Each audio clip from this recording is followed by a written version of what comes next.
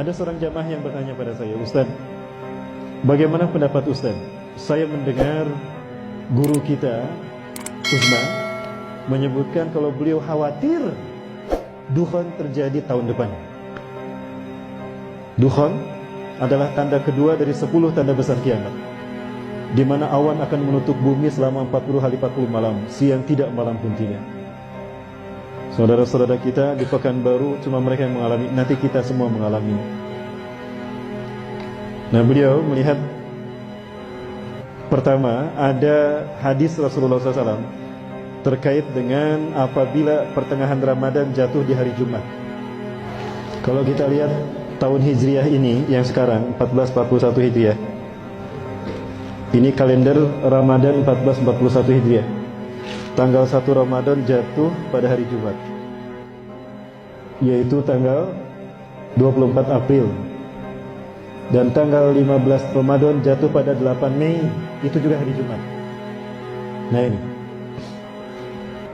ada memang hadisnya dari riwayat Imam Syekh Nu'aim bin Hamad, namun orang-orang memandang hadisnya lemah. Ya, kita dengar seperti apa hadisnya Bapak Ibu.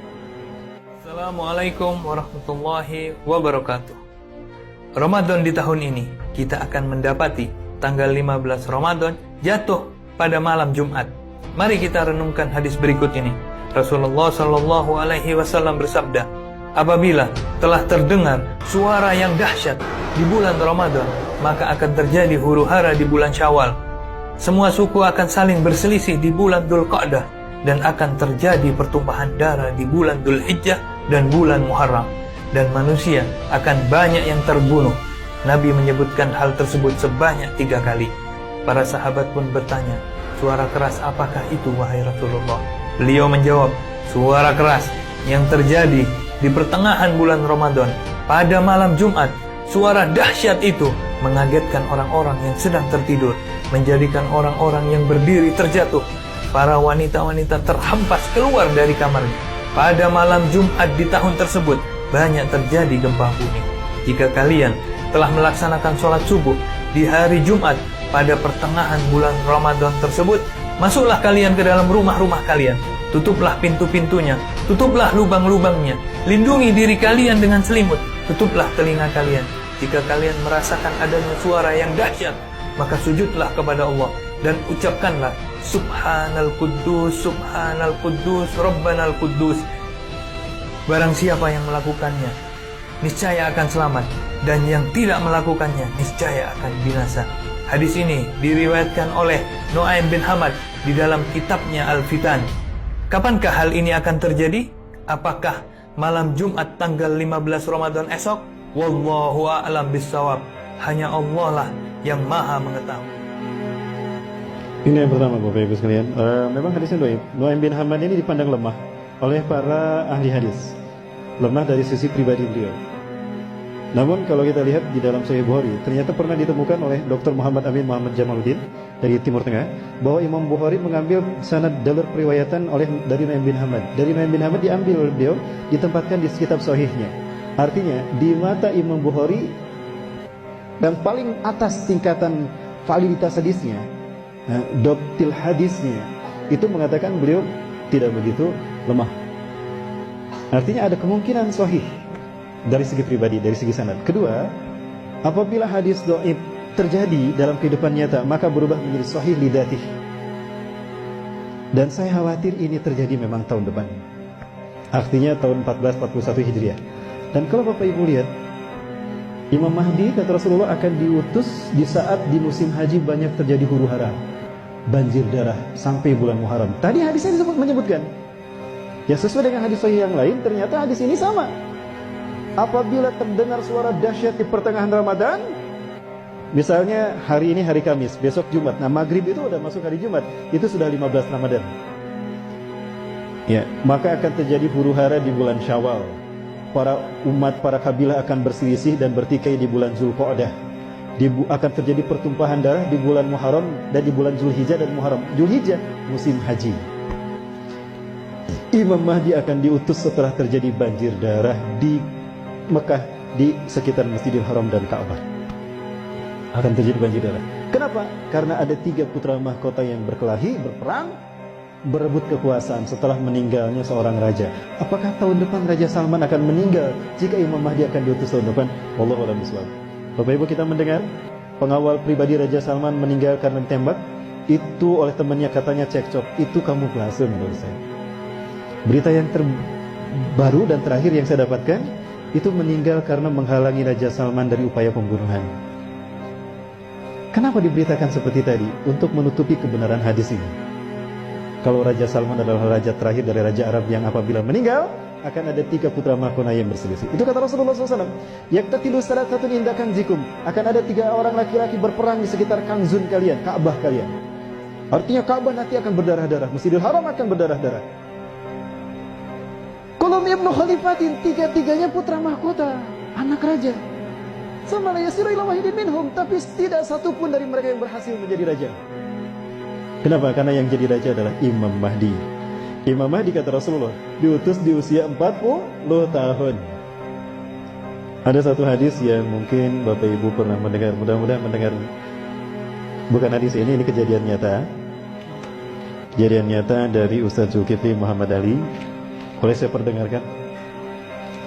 Ustaz Zulkifli Muhammad Ali, guru kita semua, ya, semoga Allah menjaga beliau. Allahu yahfazuh. Beliau pernah menyampaikan kepada kita apa yang beliau alami. 2015 Ustaz Zulkifli Muhammad Ali menyampaikan kepada kita kalau beliau mendapatkan WA dari seseorang di Madinah. WA ini berisi pernyataan, Ustaz, saya Fulan bin Fulan, saya tinggal di Madinah sudah 20 tahun. Saya belajar ilmu hadis di Madinah. Kemudian saya berteman dengan seseorang yang ciri-cirinya persis seperti disebutkan Ustaz tentang Imam Mahdi, baik ciri-ciri fisik ataupun ciri-ciri akhlaknya. Semuanya Ustaz ada pada orang ini. Mulai dari alisnya yang indah, lurus, mulai dari warna kulitnya yang hitam, orang Arab, mulai dari tubuhnya tubuh orang Israel, mulai dari hidungnya yang mancung, aknal anfu, mulai dari bariqas sanaya, mulai dari giginya depannya yang jarang, sampai ada tali lalat di pipi kanan, sampai ada tanda kenabian di punduknya, dan kedua pahanya kecil, sampai detail seperti itu. Aku melihatnya Ustaz, 20 tahun aku berkenalan, berteman dengannya, bersahabat dengannya, dan dia keturunan Rasulullah SAW. Ulama-ulama di Madinah melindungi orang ini. Dan ulama-ulama Madinah mengatakan pada beliau, Anda ini jangan-jangan Imam Mahdi. Kami ridho kalau Anda memimpin kami sebagai Imam Mahdi. Tapi beliau tawadu mengatakan, Ustaz, lastu mahdiyan ana ihda minal ansar. Persis seperti apa yang Rasulullah sabdakan. Aku bukan Imam Mahdi. Aku satu dari orang-orang Ansor. Itu nanti ketika dia menolak untuk dibayar. Itu tahun 2015, usianya 35 tahun. 2015, usianya 35 tahun. Sekarang 2019, berarti usianya berapa? 39 tahun. Imam Mahdi dibaiat di usia 40 tahun. Tahun depan usianya berapa? 40 tahun. Apakah betul berarti beliau hari ini beliau berada di Suriah berjihad bersama kaum muslimin? Orang Indonesia ini diajak oleh beliau untuk ke Suriah, tapi beliau menolak. Aku ingin kembali ke Indonesia karena ladang jihad ke Indonesia. Artinya beliau melihat Indonesia akan seperti Suriah, maka beliau memilih pindah ke Indonesia. Apakah Indonesia memang akan berdarah-darah, Bapak Ibu? Boleh saya memperlihatkan sesuatu? Baik, Bapak Ibu, saya perlihatkan sesuatu yang mudah-mudahan ini menjadi cambuk bagi kita untuk kita bersungguh-sungguh untuk kembali bertobat kepada Allah SWT. Amin. Baik Bapak Ibu, ini seorang mahasiswa mengajukan pertanyaan kepada saya dengan mengirimkan ini. Bapak Ibu, kita lihat ini.